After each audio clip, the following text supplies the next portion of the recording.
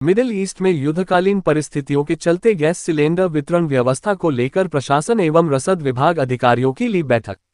Collectorate स्थित टैगोर सभागार में विधायक संदीप शर्मा ने ली अधिकारियों की बैठक। शिक्षा नगरी कोटा में हॉस्टल, मेस एवं होटल संचालकों की कॉमर्शियल गैस सिलेंडरों की सप्लाई हुई प्रभावित। लकड़ी, कोयला, भट्टी एवं अन्य माध्यमों पर निर्भर हुए संचालक। मार्केट में सिलेंडरों की कालाबाजारी को लेकर दलाल हुए सक्रिय। घरेलू उपभोग हेतु सिलेंडर की पर्याप्त उपलब्धता के दावे कर रहे विभाग। कालाबाजारी करने वालों पर पुलिस की पैनी नजर। अनियमितता मिलने पर गैस एजेंसियों के डीलरों पर होगी सीज की कार्रवाई। जिला रसद विभाग अधिकारियों को फील्ड में स्टॉक एवं सप्लाई मॉनिटरिंग के दिए निर्देश। एसपी दिलीप सैनी के सख्त निर्देश, एजेंसियों पर गड़बड़ी एवं कालाबाजारी करने पर होगी कार्रवाई। घरेलू उपयोग सिलेंडरों की बुकिंग ओटीपी माध्यम से, लेकिन बुकिंग साइट पर नहीं हो रहे, कई प्रयासों के बाद भी बुक। मुख्यमंत्री भजनलाल शर्मा ने शिक्षा नगरी कोटा में कॉमर्शियल सप्लाई सुचारू करने के दिए निर्देश। पूरे देश भर के अंदर एक अनावश्यक डर का माहौल बना, जिसकी वजह से लोग पैनिक हुए और गैस एजेंसीज पे, राशन की दुकानों पर जो है भीड़ बढ़ने लगी। लोग गैस बुकिंग कराने लगे और अनावश्यक रूप से जो है पैनिक होने लगे। इसको लेकर आज रसद विभाग की बैठक ली। एडिशनल एसपी साहब, एडीएम साहब, सभी लोग इस बैठक में हैं। और जो प्रमुख समस्या आ रही है, उससे लगता है कि किसी भी प्रकार से जो डोमेस्टिक गैस सप्लाई है, उसमें कहीं भी कोई कमी नहीं है। प्रचुर मात्रा में गैस की उपलब्धता है पूरे देश भर में भी और कोटा शहर में भी।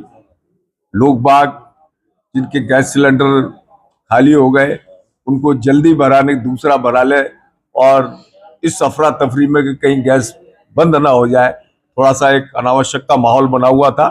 लेकिन मैं सभी को स्पष्ट करना चाहता हूं कि अफवाह है, डरने की आवश्यकता नहीं है। कोटा के अंदर प्रचुर मात्रा में जो खाद वाली हमारी गैस है, डोमेस्टिक गैस है, उसकी भरपूर मात्रा में वो उपलब्ध है।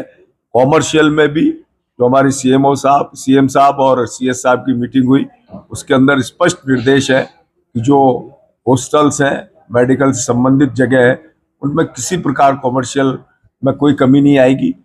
और भी कोई दिक्कत इस प्रकार की मैं नहीं समझता कि लोगों को परेशान होना पड़े।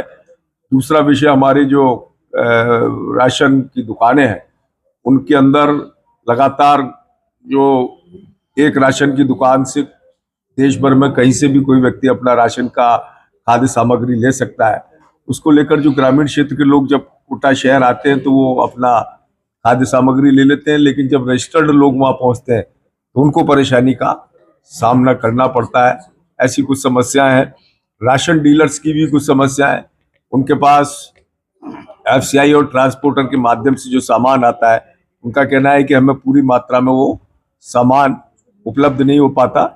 और चूंकि एफसीआई उसको क्विंटल्स के हिसाब से तौल के भेजती है और ट्रांसपोर्टर उनको राशन डीलर्स को दे देता है, लेकिन चूंकि उसके वेट बोरी के अलग अलग होते हैं, इस वजह से सामान उतना ही होता है उनके अंदर, लेकिन चूंकि बोरी के अंदर जो वेट होता है उसमें थोड़ा अंतर होता है। इस वजह से समस्या है। लेकिन डीएसओ साहब से कहा है कि इसका कोई समाधान निकाल कर इन चीजों को, राशन डीलर चूंकि एक कड़ी है जो लोगों के को खाद्य सामग्री उपलब्ध कराता है, सरकार से द्वारा उपलब्ध जो उसको होती है, उसमें किसी प्रकार की कोई ऐसी परेशानी ना हो।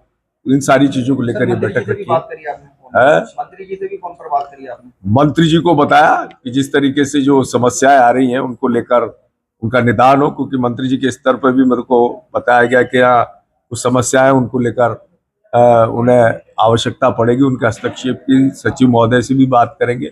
और जो इस समय जिस तरीके का वातावरण चल रहा है, तो मैं सभी को आश्वस्त करना चाहता हूँ कि हर प्रकार से खाद की चीज़ों में भी और गैस में भी जो है हमारी डोमेस्टिक गैस है, उसके अंदर भी किसी को कोई परेशान होने की आवश्यकता नहीं। कॉमर्शियल की यदि बात करें या डोमेस्टिक की बात करें तो मार्केट में कालाबाजारी चल रही है और जो रेट है वो भी हाई है, तो कहीं ना कहीं इसको लेकर जो फील्ड मॉनिटरिंग, देखिए, इसमें बिल्कुल स्पष्ट निर्देश है कि अगर किसी भी प्रकार से ऐसी कोई शिकायत होती है तो उसके लिए सख्त सजा होगी। और यदि किसी एजेंसी के माध्यम से ये हुआ तो वो एजेंसी निरस्त होगी।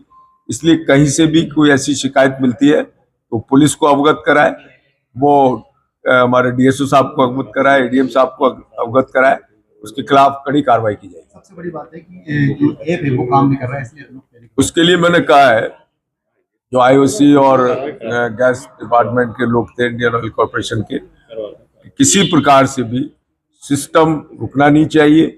लोगों के लगातार जो उनके नॉर्म्स हैं उस हिसाब से उनकी गैस बुक हो, जो 25 दिन शहर के अंदर और 45 दिन ग्रामीण के अंदर के बाद उस गैस की बुकिंग की जा सकती है। उसमें कहीं किसी प्रकार की कोई रुकावट ना आए, इसके लिए उन्हें कहा है। सर, डोमेस्टिक का जो सिलेंडर है उनका उपयोग भी दुकानों पे किया जा रहा है, जो व्यवसायिक है वो लगातार। उसके लिए डीएस साहब से कहा है कि जांच करें, इस प्रकार से जो कोई भी उसका कॉमर्शियल में उपयोग कर रहा है तो उसके खिलाफ कार्रवाई हो।